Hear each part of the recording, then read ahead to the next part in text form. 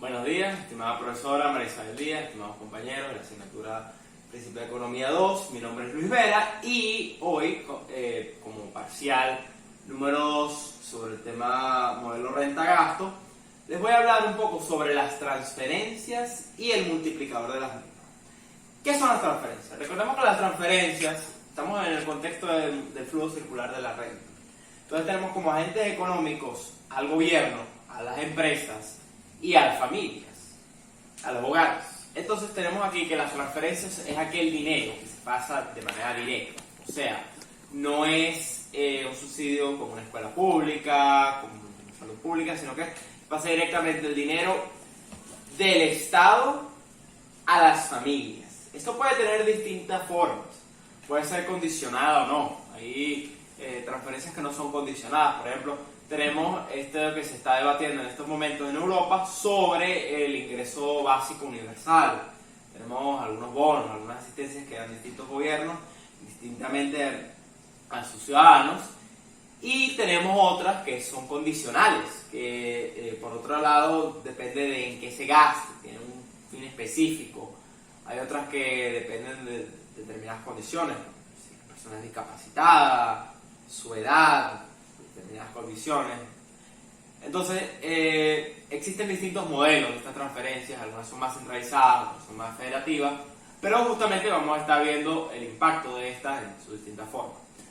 Las transferencias tienen un multiplicador. Cuando hablamos de un multiplicador, en este caso un multiplicador de gasto, estamos viendo el aumento de este factor de las transferencias, que podríamos verlo también de repente con el consumo del gobierno o con la inversión privada, pero en este caso estamos viendo las transferencias, sería el cambio en el PIB, en el producto, sería igual a el cambio en estas transferencias multiplicando a la propensión marginal de consumo dividida por 1 menos la propensión marginal de consumo, que es la propensión marginal al ahorro. ¿Por qué estamos hablando de la propensión marginal al ahorro y la propensión marginal al consumo?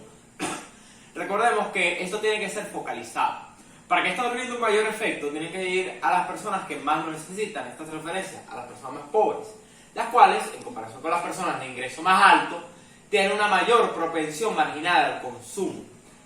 Lógicamente, entre menos sea tu estándar de vida, más de lo que aumente tu renta vas a tender a consumir. Al afectar la renta disponible, afecta el consumo y por lo tanto tiene un mayor efecto sobre el producto. Ahora, vamos a estudiar varios casos de la realidad. Para esto nos estamos basando principalmente en un informe del Banco Mundial con respecto a estas políticas de transferencias monetarias condicionadas. Entonces, tenemos casos como el de Brasil, con la famosa bolsa familiar implementada en los años 90, Chile Solidario, aprobada, si no me equivoco, en el año 2002, el programa Progresa, después renombrado Oportunidades en México. Tenemos varios ejemplos a lo largo de varios países y vamos a tratar de ver la incidencia que estos de hecho han tenido en la realidad comparando distintos modelos. Por ejemplo, el de México, un modelo de transferencia centralizado, el de Brasil, el federalismo tiene un mayor rol. Entonces, ahí vemos la ilustración con respecto a lo que estaba hablando de la focalización. La focalización quiero decir que debe estar dirigido a los hogares, a las personas de más bajo recurso, cuando haya una... Y es útil para aumentar la inversión en capital humano. Esto se ha demostrado a través de varios estudios, que en el informe del Banco Mundial se puede ver que concluyen mayores tasas de escolaridad, de vacunación, aunque los resultados en distintos países son ligeramente moderados, pero a largo plazo contribuye a un aumento, digamos, en la inversión de capital humano. Aquí podemos ver otro ejemplo, midiendo en Nicaragua y en Honduras con respecto al cambio que vemos en el consumo, a partir de estas transferencias. Aquí vemos, extraída de un informe de Paraguay referente a las políticas fiscales en este país y su efecto sobre la igualdad y la pobreza, vemos el índice de Gini para América Latina en promedio entre los años 2010 y 2014. Vemos varios países que están aquí graficados. Recordemos que el índice de Gini entre más alto sea, involucra una mayor desigualdad, oscila entre 0 y 1, y entre más se acerque a 0 tenemos una menor desigualdad. En el caso de Paraguay podemos ver que está aquí más o menos en el medio. Tenemos países menos desiguales como El Salvador, Uruguay, Argentina, esto a nivel urbano. Tenemos países, por otro lado, que presentan altas desigualdades, como Colombia o Haití. Ahora, entonces, estábamos hablando de este tema del índice de Gini, o de Gini y la desigualdad, la pobreza, porque tenemos que enfatizar que, en cierta forma, para explicar el multiplicador de las transferencias, no es solamente las transferencias per se, es decir, claro, influye, digamos, de manera más directa el hecho de que ahora las familias tienen mayor renta disponible. Recordemos que la renta disponible es el ingreso más las transferencias menos los impuestos directos. Sin embargo, aparte de eso, y como un factor quizás más importante para afectar el producto, sobre todo a largo plazo, tenemos el tema del índice de Gini en la pobreza, porque está comprobado que una mayor igualdad, un grado absoluto, pero la reducción paulatina de la desigualdad y de la pobreza extrema, al irse reduciendo esto, tenemos un mayor crecimiento económico. Entonces, influye positivamente en el crecimiento económico. Entonces, esto también tiene que ver con cuánto porcentaje de la población, a cuántos hogares alcanza esto. Tenemos varios datos al respecto. Por ejemplo, Chile abarcaba 215.000 hogares. En Ecuador, el 40% de la población. En Brasil, aproximadamente 11 millones de familias, o el 20% de la población brasileña. En Camboya, que es un país, digamos, bastante retrasado en este aspecto, apenas un 1% recibía estas ayudas. Colombia podemos contabilizar 400.000 hogares, lo cual vemos que la distribución poblacional en relación a los estratos más bajos y que reciben estas ayudas puede nivelar un poco el tema de la desigualdad. Países como Brasil, que presenta una aguda desigualdad, una aguda brecha, digamos, entre los más pobres y los más ricos.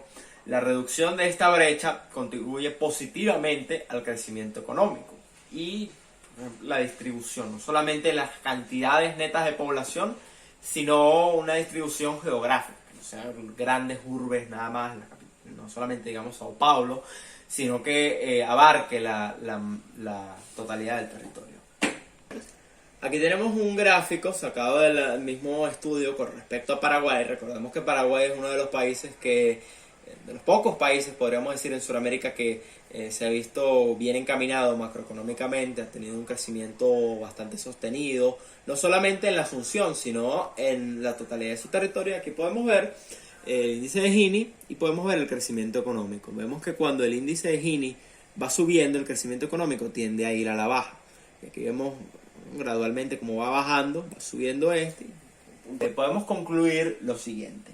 Las políticas de transferencias monetarias directas y condicionales, específicamente orientadas hacia el desarrollo, materia de educación, materia de salud, tienen un efecto, en materia de alimentación también, tienen un efecto positivo para el crecimiento económico, para la reducción de la desigualdad y para la reducción de la pobreza. Esto no son cosas desconectadas. Tenemos que entender que, por el contrario, las transferencias, su potencialidad como impulso para el consumo, como impulso para el producto, no son solamente del asistencialismo de tienes aquí el dinero y sales a gastarlo, sino la dirección que se le da, cómo está focalizada, en qué contexto de país lo tenemos. Y la idea es esa, pues, que como concluye el informe del Banco Mundial, son un mecanismo que no es perfecto, que no es único, en el sentido de que tiene que ir complementado de otra serie de políticas públicas. Por ejemplo,